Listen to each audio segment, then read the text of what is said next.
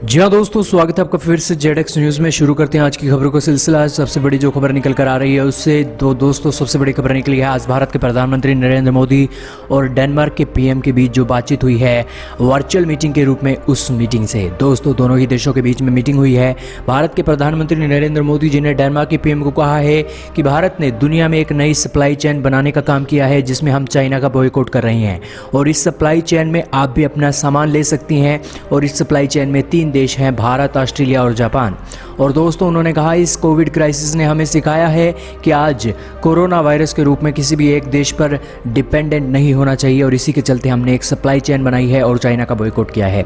दोस्तों डेनमार्क और भारत के रिश्ते बहुत पुराने हैं। डेनमार्क वाइट रेवोल्यूशन के चलते चलते इसी के साथ ही जो इंफ्रास्ट्रक्चर खड़ा करना है, साथ में ही जो एक सोलर एनर्जी और इसी के साथ ही विंड एनर्जी के ऊपर रिन्यूएबल एनर्जी का एक प्रयोग करना है, उन सभी कामों में आज जो डेनमार्क भारत का सहयोग कर रहा है।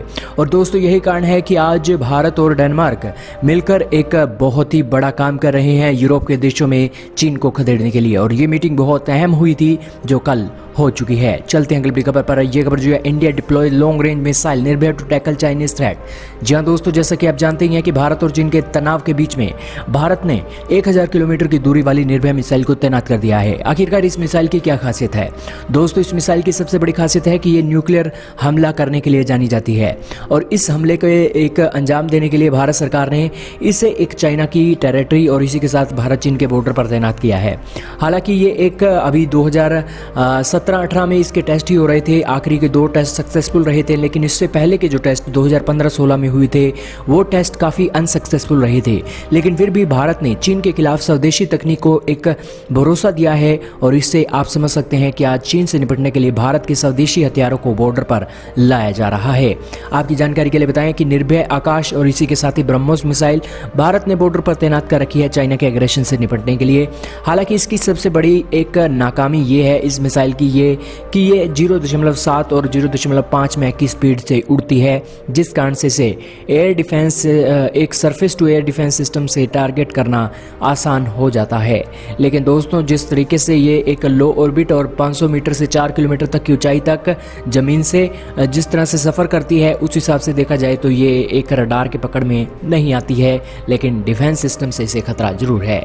लेकिन दोस्तों भारत की ब्रह्मोस से खतरा आज किसी भी एयर डिफेंस सिस्टम से नहीं है, क्योंकि भारत की ब्रह्मोस 3 मैक की स्पीड से दुश्मन पर वार करती है और जिस स्पीड से भारत की ब्रह्मोस जाती है उस स्पीड से चीन के डिफेंस सिस्टम को तबाह कर सकती है। और चीन के डिफेंस सिस्टम को तबाह करके बाद में हम अपनी निर्भय मिसाइल छोड़कर चीन के बड़े शहरों को निशाना बना सकते हैं और वहाँ पर न्यूक्लियर हमला भी कर सकते हैं। दोस्तों इसकी खासियत ये भी है कि 24 तरह का वॉरहेड ले जाने में ये सक्षम है, यानी कि अपने इलाके में जब भी ये आखिरी पॉइंट तक जाएगी उस पॉइंट से पहले 24 बार ये बम बरसाकर जो दुश्मन की टेरिटरी है उसमें नुकसान पहुंचा सकती है। इसलिए बहुत बड़ी एक अचीवमेंट है भारत की DRDO की, क्योंकि स्वदेशी तकनीक के चलते चाइना के एग्रेशन से निपटने के लिए भारत सेना तैयार है।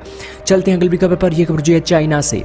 जी हाँ दोस्तों, चाइना के एग्रेशन को देखते हुए भारत ने कहा है कि हम हिरोन टेक अपग्रेड करेंगे, मिसाइल फायरिंग गार्डियन ड्रोन को भी अब लाने वाले हैं। इजराइल से हम ड्रोन खरीद रहे हैं, गार्डियन ड्रोन हो या फिर हो हीरोइन TP ड्रोन, और इसी के साथ MQ-9B गार्डियन ड्रोन भी हम अमेरिका से खरीद रहे हैं। और इन दोनों ही ड्रोनों के चलते हम चीन को एक एग्रेशन दिखाने और इसी के साथ चीन से निपटने के लिए काम कर रहे हैं। चलते हैं अगली खबर पर। यह खबर जो है अमेरिका के चुनाव से। दोस्तों जो बिडेन के बेटे हैं हंटर, और हंटर आज अपने रशिया और चाइना से कमाई कर रहे हैं, ये कहना है डोनाल्ड ट्रंप का। दोस्तों अमेरिकी चुनाव इतना घमासान मच रहा है कि आप पूछे ही मत। डोनाल्ड ट्रंप बिल्कुल इस बार जीतते हैं तो कोई करिश्मा ही होगा, क्योंकि डोनाल्ड ट्रंप की आज बेइज्जती बहुत हो चुकी है अमेरिका के मीडिया में। और दोस्तों आपकी जानकारी के लिए बता दें कि यहाँ पर जो डोनाल्ड ट्रंप हैं वो एक गिर चुके हैं, क्योंकि उन्होंने टैक्स की चोरी की है। जानेंगे इसी वीडियो में आखिरकार क्या मामला है टैक्स का। चलते हैं अगली खबर पर। यह खबर जुड़ी है आज ICMR वार्न किया है आज भारत की ICMR ने कि आज चाइना से एक और वायरस आ सकता है, और इसी के चलते भारत को आज एक समझना चाहिए कि चाइना से आने वाले लोगों के ऊपर एक बैन लगा देना चाहिए। दोस्तों चाइना में जैसा कि आप जानते हैं कि एक और कई तरह के वायरस घूम रहे हैं और ये वायरस आज अलग अलग तरह से भारत को खतरा है। और दोस्तों इसी के साथ ही अमीबा नाम का एक वायरस जो दिमाग को खा जाता है, वो नाम का वायरस भी आज उधर चाइना में फैल रहा है, जिससे आप समझ सकते हैं कि अभी हाल ही में एक वायरस आया था जिसके चलते जो बैक्टीरिया फैलने के चलते वो वायरस फैलता, बैक्टीरिया फैलने के चलते वो एक बीमारी फैलती थी। लेकिन अब फिलहाल ये ICMR ने वार्न किया है कि चाइना एक और महामारी को जन्म दे सकता है, यानी कि पूरी दुनिया में चाइना अब महामारियों का गढ़ बनने जा रहा है। हालांकि चाइना इतना तेज है कि अपने देश में महामारी को कुछ भी नहीं होने देता, अपने देश से महामारियां निकाल कर पूरी दुनिया की ताकतें कमज़ोर कर रहा है। चलते हैं अगली वीडियो पर। ये खबर आर्मेनिया अजरबैजान से। दोस्तों आर्मेनिया अजरबैजान में जंग का माहौल बिल्कुल जस का तस बना हुआ है। आर्मेनिया ने आज तुर्की के ऊपर आरोप लगाया है कि तुर्की अजरबैजान को सीधा सपोर्ट कर रहा है।